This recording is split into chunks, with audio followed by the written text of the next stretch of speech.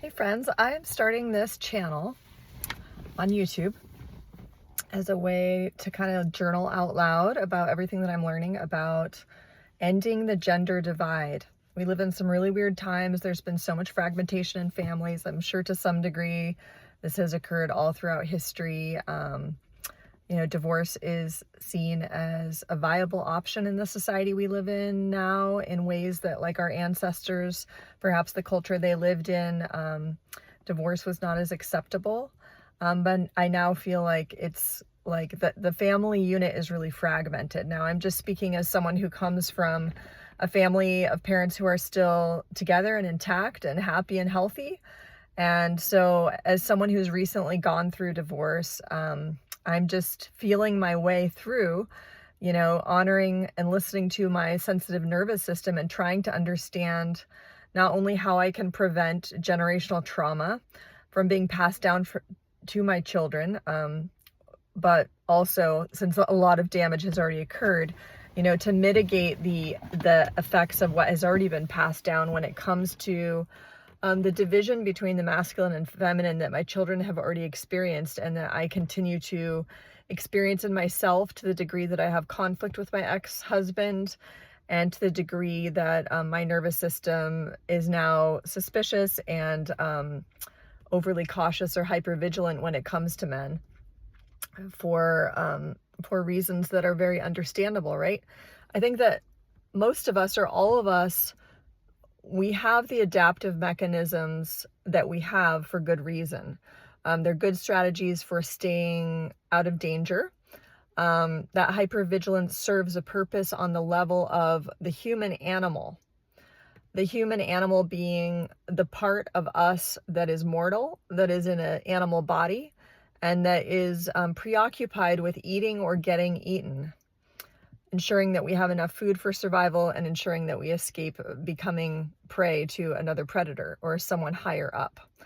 So I'm really super interested in all of this question of, and it kind of transcends gender a little bit, but it's just this question of how do we live our life, or how do I live my life in such a way that I'm acting from my human spirit, but also in a way that honors my human animal, since I am a soul incarnated in a body.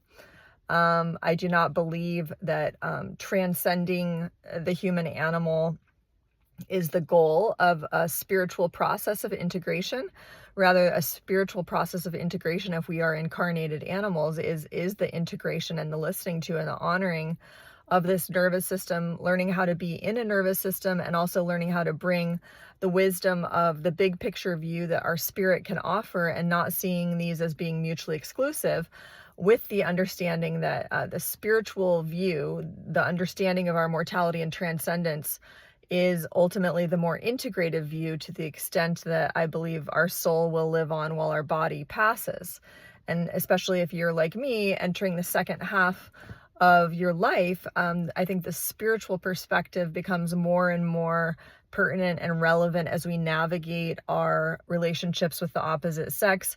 Whereas earlier in my life, I was more preoccupied with finding a partner who would pass on good, healthy genes, and succeeded in doing that, or finding a partner who was able to get resources from the economy for our family. I was successful at that. None of those were sufficient to ensure the well-being of my marriage. And part of that, I now have come to understand, is because of the way that family trauma, through the study of family constellation therapy, the way that unresolved, exiled parts of our family, of which there are many, to the extent that those parts are unintegrated, whether that's someone who got disowned, or someone who got aborted, or someone who got displaced, or died earlier, or just was simply rejected by the family, right? No matter why the person or the part was rejected, that rejection, in order for love to flow coherently and properly in a family system, those parts have to be reintegrated. And it does happen that we end up unconsciously taking on the unintegrated feelings and unintegrated events that occurred in our family system, usually unconsciously, and mistake those for our own feelings. And so I'll talk more about that in future videos about what I've been discovering about how I have taken on certain and integrated feelings from the family system as a way to help the family system metabolize and process it. And as I become more conscious and aware of that process, it's easier to integrate. So my kids just got off the bus, so I'll have to wrap it up there. But there's a lot more context and so many layers. I'll be exploring polarity thinking and a number of different frameworks from DeMartini's framework to really try to understand these flows of energy, how they get out of balance, and how we can get them back in balance between the masculine and feminine, so our families can work better.